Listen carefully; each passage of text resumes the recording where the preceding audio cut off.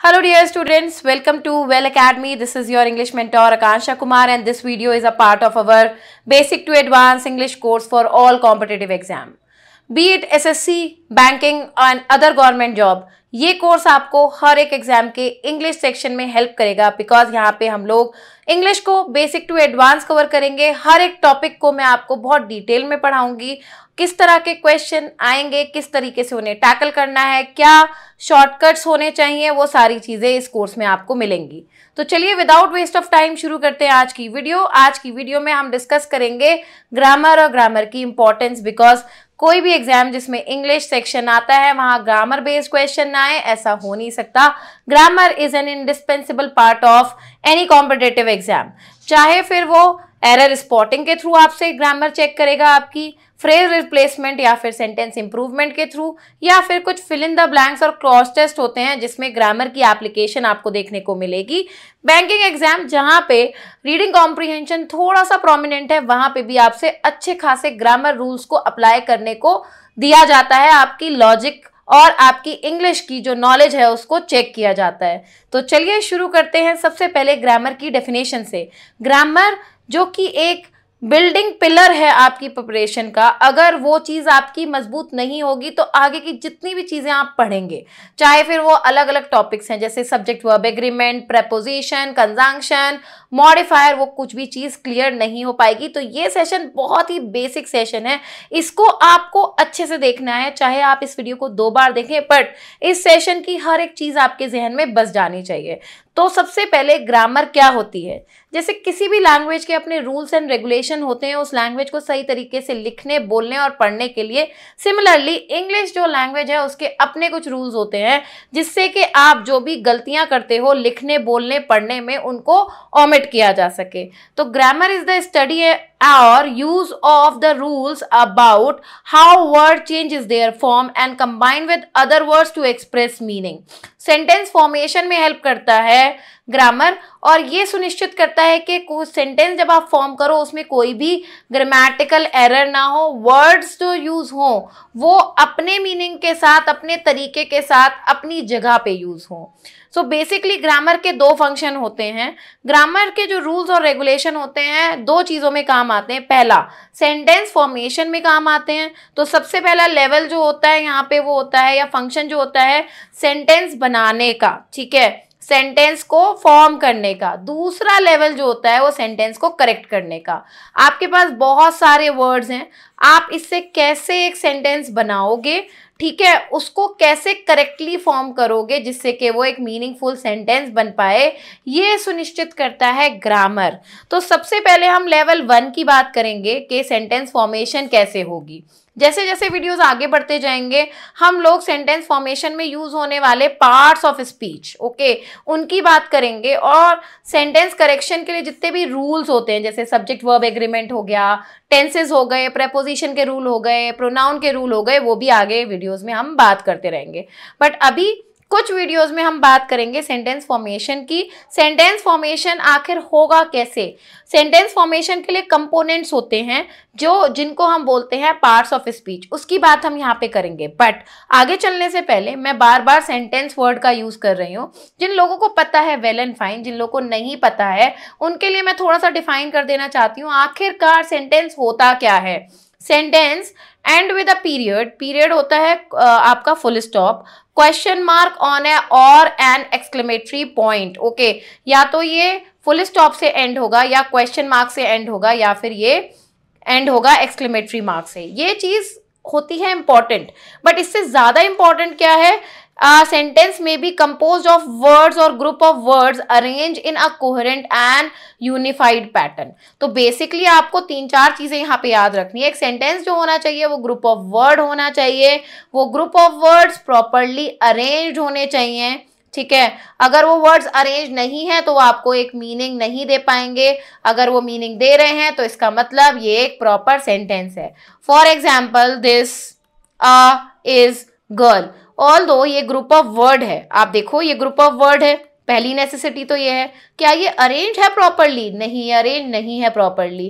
क्या ये मीनिंग दे रहा है आपको? नहीं दे रहा, तो ये एक सेंटेंस नहीं है।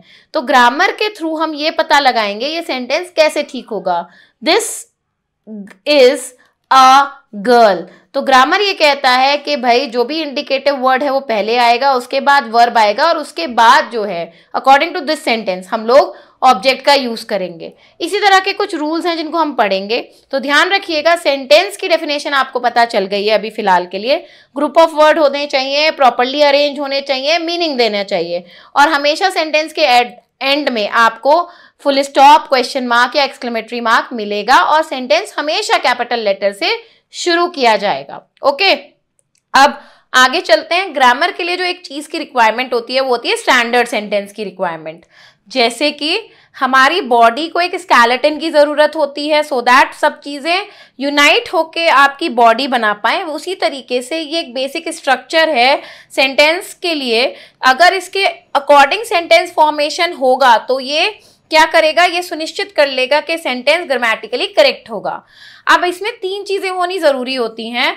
सबसे पहला होता है सब्जेक्ट। सब्जेक्ट जो होता है डूअर ऑफ द एक्शन होता है, जिसको हम कर्ता भी बोलते हैं। जो कोई कर्म करता है वो कर्ता कहलाता है, ठीक है। दूसरी चीज यहाँ पे होनी चाहिए एक्शन, जो कि कर्म होता है, किसी चीज को करना या क्रिया जो होती है उसको हम वर्ब कहते हैं। तीसरी चीज रिसीवर ऑफ द एक्शन, जो कर्ता के कर्म को अपने ऊपर झेलता है, वो क्या कहलाता है, वो ऑब्जेक्ट कहलाता है। तो आपको ये चीज याद रखनी है, subject doer of the action जरूर होना चाहिए सेंटेंस में, वर्ब होना चाहिए क्योंकि वो डूअर ऑफ द एक्शन है तो वो कुछ एक्शन कर ही रहा होगा, और ऑब्जेक्ट होना चाहिए जो रिसीवर ऑफ द एक्शन होगा, ठीक है। अब यहाँ पे क्या होता है गाइस, सब्जेक्ट और प्रेडिकेट 2 तरह के पार्ट्स होते हैं किसी भी सेंटेंस में। सब्जेक्ट के अंदर सब्जेक्ट ही आता है क्योंकि ये बताता है कि भाई डूअर कौन है, और ये जो होता है वर्ब प्लस ऑब्जेक्ट, इसको हम कहते हैं प्रेडिकेट, या इसको हम कहते हैं कॉम्प्लीमेंट। ऑल्दो आपसे किसी भी एग्जाम में नहीं पूछा जाता है ज्यादातर, बट आपको पता होना चाहिए क्योंकि आगे जब हम रूल्स पढ़ेंगे तो वहां पे हम इस टर्मिनोलॉजी का यूज करेंगे। तो भाई वर्ब और ऑब्जेक्ट मिलके प्रेडिकेट बनाते हैं, और प्रेडिकेट ये बताता है कि सब्जेक्ट का एग्जिस्टेंस आखिर है क्यों। जैसे फॉर एग्जाम्पल यहाँ पे मैं आपको एक सेंटेंस लिख के बता देती हूँ जिससे थोड़ा सा और क्लियर हो जाएगा। Ram plays football. Ram is the doer of the action, plays is the action, and football is the receiver of the action.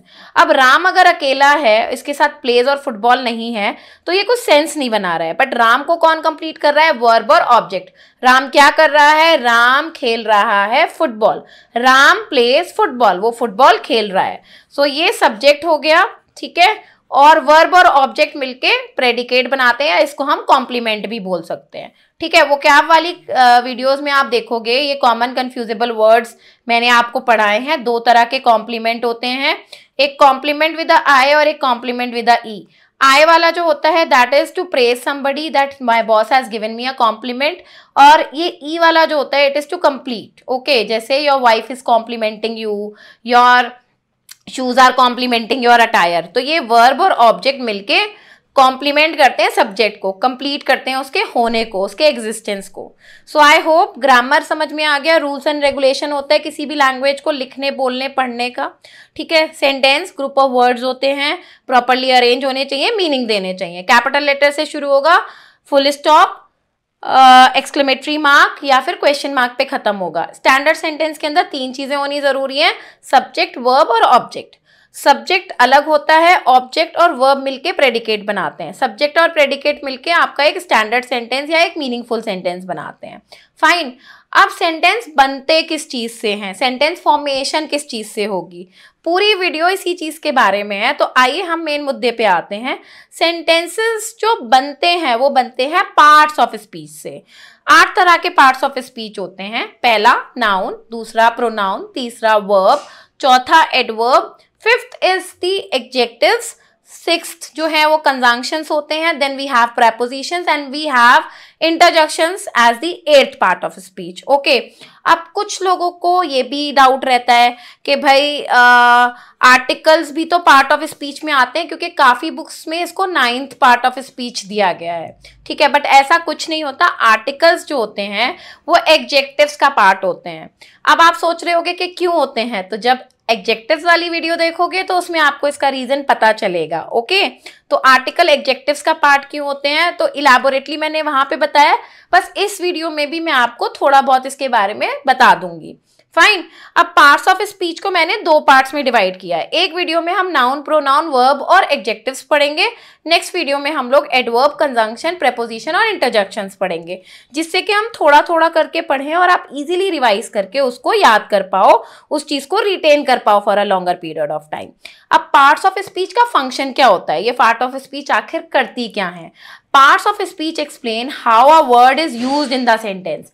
Parts of speech बताता है किसी भी एक वर्ड का फंक्शन क्या होगा। जैसे ये वर्ड राम है, तो इसका क्या फंक्शन है, ये क्या है, ये नाउन है, प्रोनाउन है, वर्ब है, एडवर्ब है, और ये कहाँ पे यूज होगा सेंटेंस में, क्योंकि हर एक पार्ट ऑफ स्पीच की सेंटेंस में एक अपनी जगह होती है। अगर आप उस पार्ट ऑफ स्पीच को कहीं और लगा देते हो, है ना, जैसे मान लो आपने राम, नाउन है, राम जो है वो सब्जेक्ट की जगह पे यूज हुआ है, बट आपने इसको वर्ब की जगह पे लगा दिया, तो वो अगेन सेंटेंस मीनिंग अपना खो देता है, मीनिंगलेस हो जाता है। ठीक है, तो चलिए इस वीडियो में हम ब्रीफ में पढ़ेंगे इनके बारे में थोड़ा थोड़ा, जिससे कि जब हम एक्सटेंडेड वीडियोस करेंगे अपनी, जब हम इलैबोरेट वीडियोस करेंगे अपनी अबाउट नाउन, प्रोनाउन, उनके टाइप्स, उनके रूल्स वगैरह के बारे में, तब हमें थोड़ा सा आइडिया हो, क्योंकि नाउन्स और प्रोनाउन आपस में रिलेटेड है, एडवर्ब, एडजेक्टिव्स आपस में रिलेटेड है, प्रीपोजिशन और कंजंक्शन भी थोड़े थोड़े रिलेटेड होते हैं, और बेसिकली एडवर्ब्स और कंजंक्शंस आपस में रिलेटेड होते हैं। तो हर एक टॉपिक में दूसरे टॉपिक का मेंशन तो होगा ही होगा। तो एक ओवरव्यू आपके पास होना चाहिए कि मैं मान लो बोल रही हूँ वहाँ पे एडवर्ब वाले चैप्टर जब मैं पढ़ा रही हूँ, वहाँ पे अगर मैं बोल रही हूँ कि भाई कि हम कंजंक्शन, कुछ कंजंक्शन है जिसको हम एडवर्ब की तरह ले सकते हैं, तो आप ब्लैंक ना रहो कि भैया आखिरकार कंजंक्शंस होते क्या हैं। तो आइए शुरू करते हैं एक ब्रीफ इंट्रो हर एक पार्ट ऑफ स्पीच का, सो दैट वो एक आइडिया आपके पास हो और आगे की वीडियो में आपके लिए थोड़ा सा ईज हो जाए चीजें, थोड़ा सा आपके लिए आसान हो जाए चीजें। तो सबसे पहले जो मेरा one of the favourite part of speech है, दैट इज नाउन। ठीक है, इसको हम नेमिंग वर्ड भी कहते हैं। अब नाउन्स को समझना, बिकॉज नाउन तो हर किसी को पता ही होता है ना, संज्ञा पढ़ी होगी ना, बट इसको समझने के लिए बस इतना याद रखो, anything that has a name, किसी भी चीज जिसका नाम है वो नाउन कहलाएगा। ठीक है, noun can be a name of a person, place, thing और एनिमल, ये हम पढ़ते हुए आए हैं अभी तक, बट थोड़ा सा इसका एक्सटेंडेड वर्जन हम पढ़ेंगे। Noun can be a name of a person, place, thing और animal. It can also be name of a emotion, it can also be name of a it can also be name of an emotion, it can also be name of an activity, it can also be name of a process। ठीक है, तो किसी activity के नाम को भी हम noun कह सकते हैं। ठीक है, किसी प्रोसेस के नाम को भी हम नाउन कह सकते हैं, किसी इमोशन के नाम को भी हम नाउन कह सकते हैं। ठीक है, जैसे मैं बोलूं लव इज ब्यूटिफुल, तो यहाँ पे लव जो है वो क्या कर रहा है, इमोशन का नाम बता रहा है, तो ये क्या हो गया, ये नाउन हो गया। Respiration is a complex process. ठीक है, तो वहां पे रेस्पिरेशन और प्रोसेस नाउन हो गए क्योंकि प्रोसेस का नाम बता रहे हैं। एक और इंपॉर्टेंट चीज आपको याद रखनी है, everything which we can see, feel और talk about is represented by a word. कोई भी चीज जिसको आप देख सकते हो, उसके बारे में बात कर सकते हो, उसको फील कर सकते हो, एक वर्ड से रिप्रेजेंट होती है, वो नाम होता है उस चीज का। ठीक है, और अगर किसी भी चीज का नाम है, ठीक है, तो वो नाउन है। जैसे कैट, बुक, ट्री, मैन। अब इमोशंस की अगर हम बात करें तो हमारे पास हो गया ब्रदरहुड, फेटर्निटी, लव, ब्रेवरी, ये सब क्या है, नाउन है। ओके, रेस्पिरेशन, कंबंशन, पर्सिपिटेशन, ये सब क्या है, नाउन है। ठीक है, तो आप ध्यान रखो, जैसे पैराग्लाइडिंग नाउन है क्योंकि एक्टिविटी को रिप्रेजेंट कर रहा है, स्नॉर्कलिंग नाउन है, एक्टिविटी को रिप्रेजेंट कर रहा है। ठीक है, तो ये चीज आपको ध्यान रखनी है, ये इंपॉर्टेंट है हमें, वो जो हम पढ़ते हुए आ रहे हैं, noun is a name of a person, place, thing, animal, उससे थोड़ा सा आगे निकलना है। ओके, चलिए here are some example. Person हो गया, जैसे गर्ल, बॉय हो गया, अगर हम स्पेसिफिक की बात कर रहे हैं, क्योंकि हम आगे जब नाउन की इलैबोरेटेड वीडियोस पढ़ेंगे करेंगे, उसमें हम बात करेंगे कि भाई प्रॉपर नाउन क्या होता है, कॉमन नाउन क्या होता है। अभी आप एक वेग आइडिया ले लो, जैसे गर्ल, बॉय, मॉम, डैड, ये सब नाउन है। किसी स्पेसिफिक पर्सन की बात कर रहे हैं, जैसे शालिनी है ना, रोहित, ये सारे भी नाउन है।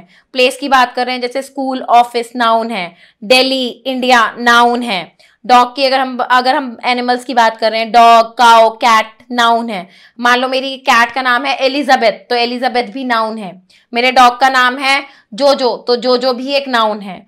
अगर हम थिंग की बात कर रहे हैं, जैसे कि टेबल हो गई, चेयर हो गई, कंप्यूटर हो गया, लैपटॉप हो गया, नाउन है। स्पेसिफिकली मैं मैकबुक की बात कर रही हूँ, तो वो भी एक नाउन है।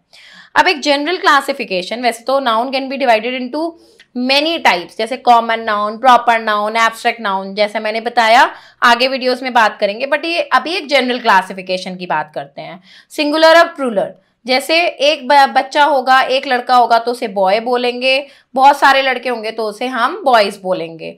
एक लीफ होगी तो उसको हम लीफ बोलेंगे, एक से ज्यादा लीफ होगी तो हम उसको लीव्स बोलेंगे। ओके, एक शू होगा तो हम उसको शू बोलेंगे, पेयर ऑफ शूज, दो होंगे तो हम शूज बोल देंगे उसको। ठीक है, तो ये आपको ध्यान रखना है। ठीक, तो जब भी हम नाउन को सिंगुलर से प्लूरल में कन्वर्ट करते हैं, उसके आगे SES, VES या IES लगा देते हैं सो दैट वो नाउन प्लूरल एंटिटी में कन्वर्ट हो।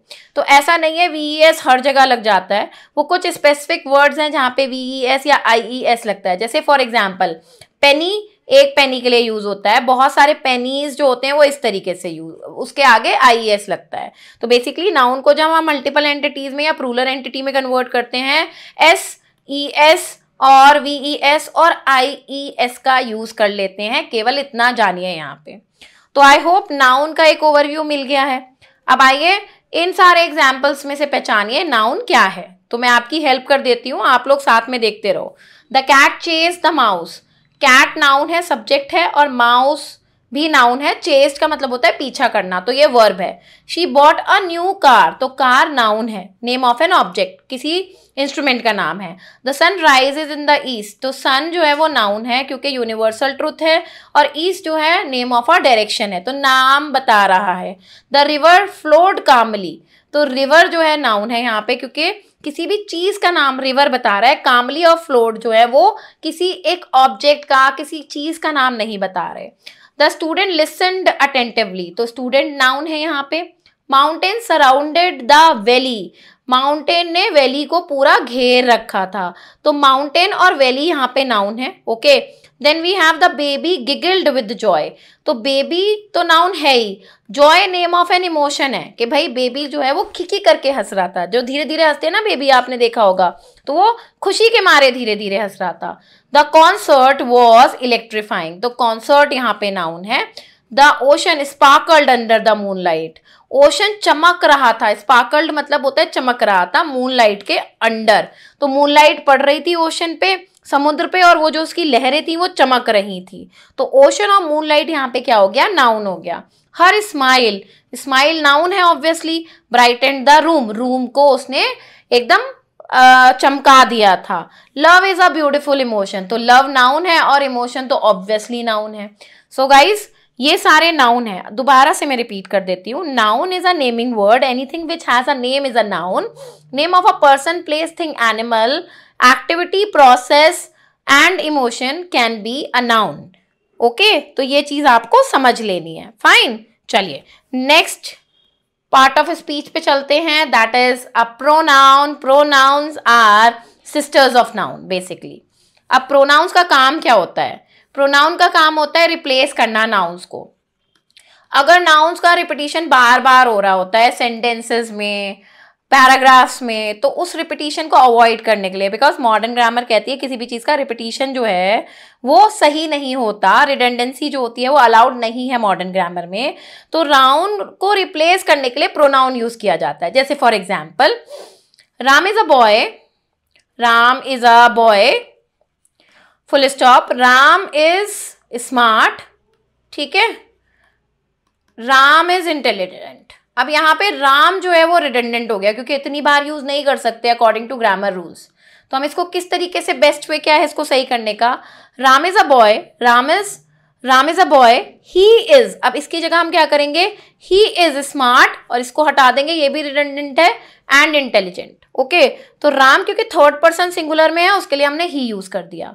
तो words like I, words like we, words like she, he, they, us, there, themselves, ये सारे क्या हैं? ये प्रोनाउंस हैं जो कि रिपीटिशन को अवॉइड करते हैं। आर हो गया, माइन हो गया, माय हो गया, ठीक है। तो अलग अलग कैटेगरीज होती है प्रोनाउंस की भी, जैसे सब्जेक्टिव प्रोनाउन, ऑब्जेक्टिव प्रोनाउन, आपका possessive pronoun, reflexive pronoun, indefinite pronouns, demonstrative pronouns. Again सब चीज़ों की बात इलेबोरेटली होगी उस वीडियो में जो प्रोनाउन के लिए फुल फ्लेजेडली मैंने बनाई है। अभी मैं दोबारा बोल रही हूँ, ओवरव्यू ले लीजिए कि बेसिकली प्रोनाउंस क्या होते हैं। अब देखो यहाँ पे क्या कह रहा है, pronouns is a word, a pronoun is a word that takes the place of noun. वो नाउन की जगह पे यूज होता है। जैसे यहाँ पे टू अवॉइड द रिडंडेंसी हमने ही का यूज करा है, टू अवॉइड द रिपीटिशन हमने ही का यूज करा है। For example he, she, it, it, they, someone, who, their, themselves, these all are noun pronouns. Pronouns can do all the things that noun can do. Pronoun का uses बिल्कुल same होता है noun की तरह। जैसे noun subject और object में use हो सकते हैं, वैसे ही pronoun भी subject और object में यूज हो सकते हैं। जैसे Ram will go with Sita, he will go with her, इस तरीके से यूज हो जाता है।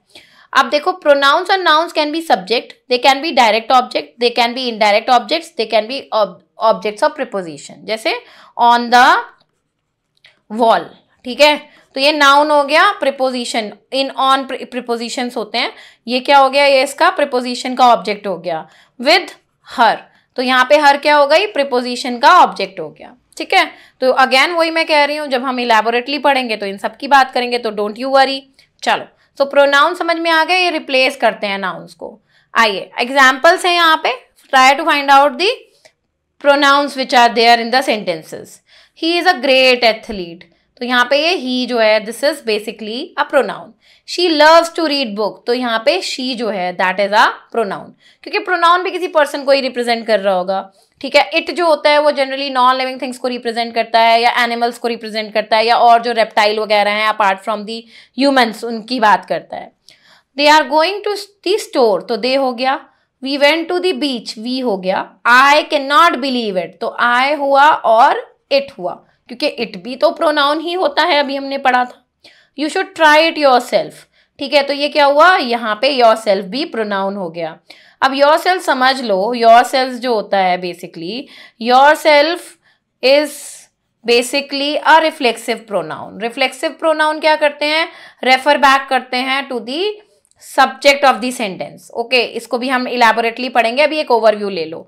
जहाँ पे भी सेल्फ लगा हुआ होगा या सेल्स लगा हुआ होगा वो रिफ्लेक्सिव प्रोनाउंस होते हैं। जैसे I will enjoy my self, मैं अपने आप को इंजॉय करूंगा, ठीक है, तो ये क्या कर रहा है, माई सेल्फ जो है वो रेफर बैक कर रहा है आई को। Similarly your self refer back कर रहा है यू को। तो जितने भी सेल्फ लगे हुए प्रोनाउन होंगे या सेल्स लगे हुए प्रोनाउन होंगे वो सारे रिफ्लेक्सिव प्रोनाउंस होंगे। आपको याद रखना है वो प्रोनाउंस की कैटेगरी के अंदर आएंगे, ठीक है।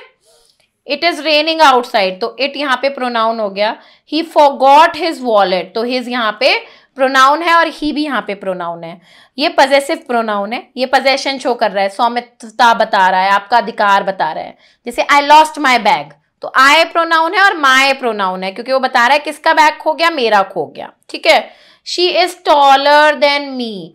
अब या guys, I don't know how many of you know this sentence is grammatically incorrect, grammatically incorrect है, और ये मैंने जानबूझ के इंक्लूड किया है इस स्लाइड में, बिकॉज एक बहुत इंपॉर्टेंट रूल है जो इस पूरे चीज को कवर करता है, ठीक है, इस पूरी चीज को कवर करता है, जो हम स्पेसिफिक वीडियो में पढ़ेंगे जिसमें हम ग्रामर रूल्स की बात कर रहे हैं। तो डोंट फॉरगेट दिस, ओके, इसीलिए मैंने ये हाईलाइट किया है आपके लिए।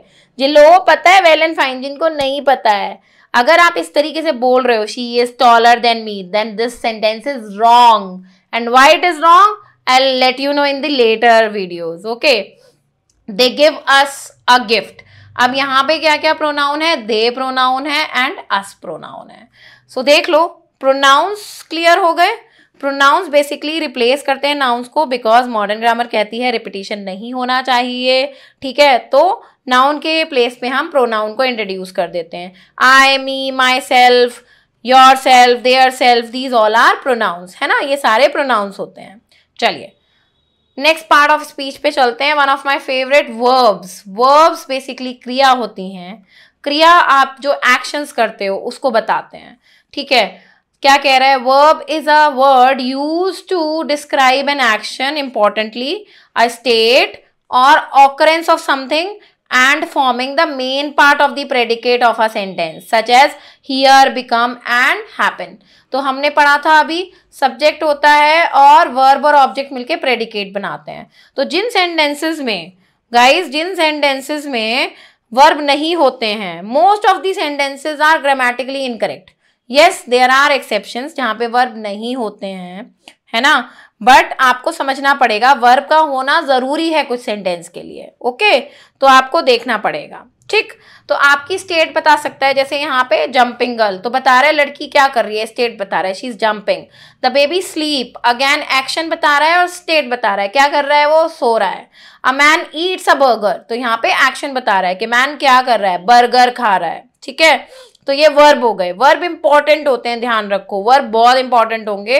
वर्ब की काफी सारी वीडियोस आपको देखने को मिलेंगी, बट अभी बेसिक चीज याद रखो, कोई भी वर्ड अगर एक्शन को रिप्रेजेंट कर रहा है, एक्शन के बारे में बता रहा है, तो वो क्या हो जाएगा, दैट इज अ वर्ब। सो आइए पहचानिए एक्शंस यहाँ पे कि क्या क्या एक्शंस हैं भाई। शी सिंग्स ब्यूटिफुली, तो वो गा रही है, तो गाना is a verb. He spoke loudly, अब ये पास्ट टेंस में है बट बोलने की बात कर रहा है, तो स्पोक हो गया। तो अभी फिलहाल आपको ये नहीं समझना है कि भाई कहाँ पे ईडी लगाना है, कहाँ पे ईएस लगाना है, कहाँ पे एस लगाना है, कहाँ पे आईएनजी लगाना है, कहाँ पे हैड लगाना है, कहाँ पे हैव लगाना है। No, these things are not required अभी, बिकॉज अभी हम लोग बिल्कुल बेसिक बात कर रहे हैं। आपको बस ये समझना है कि एक्शन कौन सी चीजें रिप्रेजेंट कर रही हैं। They ran quickly to catch the bus, ठीक है, तो रैन और टू कैच, अब ये टू कैच जो है, ठीक है, टू प्लस वर्ब की फर्स्ट फॉर्म, इसको हम इन्फिनेटिव बोलते हैं। कुछ वर्ब की कैटेगरी में आते हैं बट ये अलग पार्ट ऑफ स्पीच होते हैं। अगेन आगे वीडियोस में हम इनकी बातें करेंगे। अभी फिलहाल के लिए जानो यहाँ पे जो मेन वर्ब है वो क्या है, रैन है, बस इतना आपको ध्यान रखना है। टू प्लस वर्ब की फर्स्ट फॉर्म इन्फिनेटिव होती है, उसको हम आगे वीडियोस में डिस्कस करेंगे। शी डांस ग्रेसफुली, उसने बहुत अच्छे से डांस करा। ही एट स्लोली एंड, अब देखो एंड लगते ही दो सेंटेंसेस हो गए, तो वैसे तो एक अगर हम बात करें एक सेंटेंस में एक ही वर्ब हो सकता है, बट जैसे एंड लगेगा, येट लगेगा, बट लगेगा, जो कंजंक्शन होते हैं, दो सेंटेंसेस हो जाते हैं उस केसेस में, कई केसेस में वहां पे दो वर्ब भी हो सकते हैं। जैसे दो एक्शंस यहाँ पे बता रहा है, उसने खाना खाया धीरे धीरे, क्योंकि ये ईट का पास्ट टेंस है, और उसने इंजॉय करा अपने मील को, तो ही एट एंड एंजॉयड, दो एक्शन करे उसने, खाया, खाने के बाद उसको एंजॉय करा। दे प्ले सॉकर वेल, तो यहाँ पे प्ले जो है that is the verb over here. Okay, she writes neatly, तो लिखती है वो नीटली, तो rights is the verb over here. He sings so passionately, वो बहुत पैशन के साथ गाना गाता है। दे स्पोक क्वाइटली, उन्होंने बहुत धीरे धीरे बात करी, so as not to disturb the neighbour. अब टू डिस्टर्ब यहाँ पे अगेन इन्फिनेटिव है, तो ध्यान रखो, इसको भी हम बाद में बात करेंगे। मेन वर्ब क्या है यहाँ पे, मेन वर्ब तो हमारा स्पोक ही है, तो इसको ध्यान में रखिए। चलिए, she walked briskly in the morning. Brisk का मतलब होता है बहुत जल्दी जल्दी चलना, तो क्विक वॉकिंग को बोलते हैं ना, ब्रिस्क वॉकिंग बोलते हैं, तो जिससे वेट कम करना है, कार्डियो अगर आप नहीं कर पा रहे हो, जिम वगैरह नहीं जा पा रहे हो, ब्रिस्क वॉकिंग करो, तेज तेज चलो। तो यहाँ पे वॉक्ड, क्योंकि चलने की बात हो रही है। ओके, तो भाई वर्ब समझ में आ गए, कोई भी एक्शन जो कि सेंटेंस में होगा वो वर्ब की कैटेगरी में आएगा। कोई भी एक्शन, कोई भी क्रिया जो हो रही होगी वो वर्ब होगी, ठीक है, उसे वर्ब बोलेंगे। चलो नेक्स्ट पार्ट की बात करते हैं। नेक्स्ट जो पार्ट ऑफ स्पीच है दैट इज एडजेक्टिव। तो एडजेक्टिव्स आर वेरी ब्यूटीफुल और बहुत कंफ्यूजिंग भी होते हैं, और बहुत मतलब इनको पढ़ने में और पढ़ाने में बहुत मजा भी आता है। एडजेक्टिव्स जो होते हैं इनको हम लोग या तो डिस्क्राइबिंग वर्ड्स बोलते हैं, ठीक है, या इनको हम बोलते हैं मॉडिफायर्स। अब पहले तो ये समझ लो इनको मॉडिफायर्स क्यों बोला जाता है। एडजेक्टिव्स और एडवर्ब्स दोनों को ही मॉडिफायर बोला जाता है, बिकॉज ये क्या करते हैं, अपने अलावा दूसरे पार्ट ऑफ स्पीच के बारे में इंफॉर्मेशन दे रहे होते हैं। जैसे अगर हम एडजेक्टिव्स की बात करें यहाँ पे, तो नाउन और प्रोनाउन के बारे में जो एक्स्ट्रा इंफॉर्मेशन देता है वो कौन देता है, एडजेक्टिव देता है। उनके बारे में बताता है, उनके बारे में डिस्कशन करता है, उनके एक्स्ट्रा इंफॉर्मेशन जैसे क्या क्या बता देगा, उनका शेप बता देगा, साइज बता देगा, नंबर बता देगा, कलर बता देगा, किस मटेरियल से बने हैं वो बता देगा, ठीक है, तो वो क्या कहलाता है, वो एडजेक्टिव है जो ये सारे काम करता है। अब देखो क्या कह रहा है, एन एडजेक्टिव डिस्क्राइब्स और मॉडिफाइज अ नाउन और a pronoun in a sentence. तो ये क्या करता है, it gives extra information, the adjectives give extra information about the noun and pronoun, कैसा है, क्या है। It normally indicate quality, size, shape, duration, feelings, content and more about a noun और अ प्रोनाउन। तो वही चीज, उनके साइज, शेप, ड्यूरेशन है ना। It was a long weekend, okay, तो लॉन्ग ड्यूरेशन बता रहा है, ठीक है। She was feeling cuddly over the cat, ठीक है, या the cuddly girl hug the cat tightly, तो क्या कर रहा है वो, उसकी फीलिंग्स के बारे में बता रहा है, ठीक है। जैसे लेमन, बिटर लेमन की बात कर रहा है, ठीक है, बिटर लेमन की बात कर रहा है, तो ये लेमन की क्वालिटी बता रहा है। कडली गर्ल, तो उसकी फीलिंग बता रहा है या उसकी स्टेट बता रहा है। डेफनिंग नॉइज, अगेन उसकी क्वालिटी बता रहा है, कानों को बहरा कर देने वाला नॉइज आ रहा है। The colour of the bird is Indigo, तो बर्ड का कलर बता रहा है कि भैया बर्ड का कलर कैसा है, इंडिगो कलर है। तो आपको समझ में आया, एडजेक्टिव्स हमेशा मॉडिफाई करते हैं। सो आई होप एडजेक्टिव्स का जो कॉन्सेप्ट है वो क्लियर हो गया होगा। सो आइए let us see some examples and try to identify कि इन सेंटेंसेस में एडजेक्टिव्स क्या होंगे, ठीक है। तो एडजेक्टिव बेसिकली जैसे मैंने आपको बताया, colour, size, texture, shape, quality, quantity, है ना, फीलिंग्स वगैरह, ये सारी चीज़ें बताते हैं। तो आइए, हेयर आर सर्टेन सेंटेंसेस, इसमें से पहचानते हैं आर्टिकल्स आखिर वो सॉरी एडजेक्टिव्स कौन कौन से हैं। She wore a red dress to the party, तो हमने क्या पढ़ा था, किसी भी नाउन या प्रोनाउन के बारे में एक्स्ट्रा इन्फॉर्मेशन दे रहे होंगे। तो यहाँ रेड जो है ना, that is the adjective because ये ड्रेस को मॉडिफाई कर रहा है। The generous man is walking with his dog, generous वो लोग होते हैं जो काइंड होते हैं, तो मैन को मॉडिफाई कर रहा है। मैन कैसा है, he is kind, he is generous. They were happy to hear the good news, okay, तो न्यूज को मॉडिफाई कर रहा है गुड, तो यहाँ पे गुड क्या हो गया, good would be the adjective. I will buy a new car, मैं नई कार खरीदूंगा नेक्स्ट मंथ, तो new is an adjective because car के बारे में बता रहा है, कैसी कार है, नई कार है। द केक टेस्टेड डिलीशियस, तो केक के बारे में कौन बता रहा है, डिलीशियस, केक कैसा था, टेस्ट, है ना, उसके टेस्ट के बारे में, डिलीशियस था। It is a difficult problem to solve, problem कैसी थी, डिफिकल्ट थी, प्रॉब्लम को मॉडिफाई कर रहा है, प्रॉब्लम को के बारे में एक्स्ट्रा इंफॉर्मेशन दे रहा है। The old house was falling apart, जो पुराना घर था वो धीरे धीरे गिर रहा था, ठीक है। His joke was always funny, तो जोक्स को फनी बता रहा है, ओके, फनी जोक्स की क्या है, क्वालिटी बता रहा है। She seems confident about the test, तो भाई क्या होना चाहिए यहाँ पे, कॉन्फिडेंट, क्योंकि क्वालिटी बता रहा है, लड़की कैसी थी, कॉन्फिडेंट थी। The sky look clear tonight, तो स्काई कैसा दिख रहा था, क्लियर दिख रहा था। So like I have told you before, we will discuss 4 part of speech in this particular video. तो we have already discussed noun, pronoun, verb, adjective. Adjective समझ में आ गए, nouns और pronoun के बारे में extra information देगा, उनकी quality बताएगा या उनको describe करेगा, है ना। extra information as in color, shape, size, feeling, ये सारी चीज़ें। अब इस वीडियो में एक एड ऑन है आपके लिए, जैसे मैंने अभी आपसे बात करी थी, आर्टिकल्स। आर्टिकल्स एडजेक्टिव के अंडर आते हैं, एक आपको ओवरव्यू दे रही हूँ, ठीक है, इसके लिए भी डिटेल वीडियो बनाऊंगी, okay. The articles are nothing but adjectives, क्यों है ये adjectives, they denote quality of the noun in terms of general और स्पेसिफिक। जैसे कोई चीज जनरल होती है, ए और एन ले लेता है, ठीक है, ये इनडेफिनेट आर्टिकल कहलाते हैं बिकॉज ये इनडेफिनेट चीजों को रिप्रेजेंट करते हैं। और कोई चीज अगर स्पेसिफिक होती है तो आर्टिकल द ले लेते हैं। तो डेफिनेट आर्टिकल या डेफिनेट चीजों को रिप्रेजेंट करने वाला कौन होता है, द, ठीक है। The articles are used are the words a an and the, they define whether something is specific और अनस्पेसिफिक, है ना। There are 2 types of articles, मैंने बता दिया आपको, एक इंडेफिनेट होता है, एक डेफिनेट होता है। For example, I need an apple, मुझे एक एप्पल चाहिए, तो जब मैं किसी भी चीज की जनरली बात कर रही हूं तो मैं ए और एन का यूज करूंगी, या फिर अ पेन, ओके, तो मैं किसकी बात करूंगी, मैं ए और एन की बात करूंगी। तो ऑब्वियसली इसकी क्वालिटी बता रहा है कि ये जनरल चीजों की बात कर रही है कि मुझे एक एप्पल चाहिए या मुझे एक पेन दे दो। अगर मैं ये बोलूं I need the pen which is kept in my bag, तो अब मैं क्या कर रही हूँ, स्पेसिफिक चीज की बात कर रही हूँ, मुझे वो वाला पेन दे दो, द पेन दे दो, या the Apple, give me that pain और दैट एप्पल, या गिव मी द पेन और the Apple which is kept in my bag, that is kept in my bag, जो मेरे बैग में रखा हुआ है, ओके। तो आप ध्यान रखो, articles are nothing, they are adjectives only because वो क्वालिटी बताते हैं नाउन की, वो बताते हैं whether the noun is specific और general. If the noun is specific हम द लगाएंगे उसके साथ, if the noun is general हम उसके साथ ए और एन लगाएंगे according to vowels and consonant.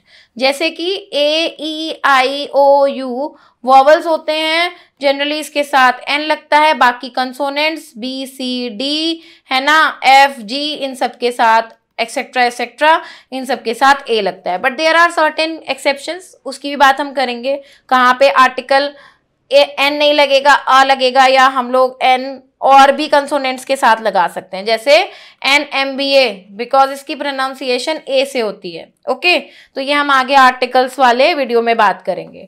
सो आइए let us find out the articles in these particular sentences. क्या कह रहा है देखो, a dog is an animal, a और एन है ना, ए और एन और द ही लगाने, तो ये तो कोई आपको मुश्किल बात ही नहीं है। A cat is a mammal, okay. I love the colour, I और द, सॉरी आई नहीं द हो गया, क्योंकि आई तो प्रोनाउन होता है तो इसको हटा देते हैं, ठीक है। I is a pronoun, it can not be an article, okay. Our family loves to sing, तो यहाँ पे तो कोई आर्टिकल है ही नहीं, ओके। ऑन द वीकेंड्स, अच्छा ऑन द वीकेंड्स तो द हो गया यहाँ पे, ये पूरा sentence, sorry. My family loves to sing on the weekend, तो द हो गया। I bought a new guitar for my son, तो अ हो गया। This is the red guitar I bought him, ठीक है, तो द हो गया। A cat, a dog, both are both mammals, दोनों मैमल्स होते हैं। I am looking for a place to live, this is the place I was talking about. The dog bit him on the leg, तो a and the articles हो गए। I hope आज के जितनी चारों चीजें पढ़ाई हैं मैंने इस वीडियो में वो क्लियर है सबको। चलो जी, सो अब हम स्टैंडर्ड सेंटेंस में वापस आते हैं। हमने we have like studied 4 things: nouns, pronouns, verbs and adjective. So let us see हम लोग इसको स्टैंडर्ड सेंटेंस में कहाँ प्लेस कर सकते हैं। नेक्स्ट वीडियो में हम लोग जब बाकी सब पढ़ लेंगे तो उसके साथ भी हम इस एक्सरसाइज को करेंगे, बट अभी फिलहाल देखते हैं। नाउन और प्रोनाउन नेम होते हैं, नाउन नेम होता है तो noun can B substituted in the place of nouns can be substituted in the place of subject or an object.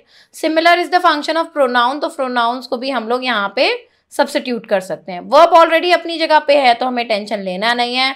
Adjective modify करते हैं नाउन को, तो ऑब्वियसली एडजेक्टिव्स जनरली नाउन से पहले यूज होते हैं, तो सब्जेक्ट से पहले और किससे पहले यूज हो सकते हैं, आपके ऑब्जेक्ट से पहले। जैसे फॉर एग्जाम्पल, द ब्यूटिफुल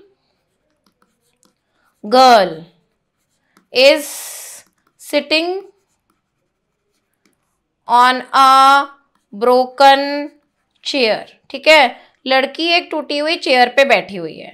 अब यहाँ पे देखो जरा, प्लीज सी, गर्ल नाउन है, ओके, चेयर नाउन है, ओके, सिटिंग वर्ब है, ओके, ब्यूटिफुल एडजेक्टिव है जो कि गर्ल को मॉडिफाई कर रहा है, ब्रोकन एडजेक्टिव है जो कि गर्ल को मॉडिफाई कर रहा है, एंड आर्टिकल्स भी एडजेक्टिव्स होते हैं और ये ब्रोकन और गर्ल को और ब्यूटीफुल और गर्ल को मॉडिफाई कर रहे हैं। सो आई होप क्लियर हो गया कि नाउन, प्रोनाउन, वर्ब और एडजेक्टिव किस तरीके से प्लेस किए जाएंगे। ओके, तो यहाँ पे एडजेक्टिव नाउन से पहले आएगा और नाउन जो है वो सब्जेक्ट और ऑब्जेक्ट की जगह पे हम सब्स्टिट्यूट कर सकते हैं। Similar is the function of pronoun, verb already लगा हुआ है, ठीक है। तो ये चारों चीजें आई होप समझ में आ गई। चलो, समझ में आ गई हैं सारी चीजें, अगर आपने अच्छे से समझ ली हैं सो वीडियो आप एक बार रिवाइंड करके भी देख सकते हो। Let us start with an exercise. जैसा कि अभी आपको दिखा, identify the part of speech, तो आपको वही नाउन, प्रोनाउन, एडजेक्टिव्स और वर्ब्स आपको आइडेंटिफाई करने हैं, इसके अलावा कुछ नहीं अभी आइडेंटिफाई करना है। Go through the following sentence and identify the parts of speech of the underline word. तो डायरेक्शंस अच्छे से पढ़िएगा, बिकॉज डायरेक्शंस आपको हेल्प करते हैं to understand what is the examiner trying to ask you, उसको क्या आंसर चाहिए। सो आइए, here is the first sentence, what are you doing. So ये यू क्या है यहाँ पे, यू इज अ प्रोनाउन, अभी हमने पढ़ा था यू क्या है, you is a pronoun, pronoun है ये, okay. Next sentence, I am feeling sleepy, I is a pronoun again, okay, pronoun है ये। चलो next, this game is interesting, game is a noun because it is स्टेटिंग a name, okay, game नाम बता रहा है। Next, do not go that way, go is a verb, ये verb है, okay, क्योंकि ये एक्शन बता रहा है। देयर आर मल्टीपल ऑप्शंस, वहां यहाँ पे मल्टीपल ऑप्शंस हैं, ऑप्शन नाउन है और नाउन का नंबर बता रहा है, ये क्वांटिटी बता रहा है। मल्टीपल क्या है यहाँ पे? मल्टीपल इज एन एडजेक्टिव, ये एक एडजेक्टिव है क्योंकि ऑप्शन को मॉडिफाई कर रहा है, it is modifying option. Okay, what is the next train to Hospet? तो द क्या है यहाँ पे? आर्टिकल है, इट इज एन आर्टिकल और we can say that it can be an adjective because adjectives का पार्ट ही होते हैं आर्टिकल। ओके, तो दोनों में से जो भी चॉइस आएगी वो आप उस हिसाब से मार्क करोगे। चलो, क्या कह रहा है? We could not witness the sunset because we reach late. Sunset here is a noun क्योंकि वो एक्टिविटी को बता रहा है, तो ये नाउन हो गया यहाँ पे। ओके, चलो नेक्स्ट देखो। Though we had some discomfort we enjoyed our self. Some adjective है, डिस्कम्फर्ट यहाँ पे क्या कर रहा है? परेशानियों की बात कर रहा है, नाम है, ठीक है, तो ये नाउन हो गया, दिस इज अ नाउन।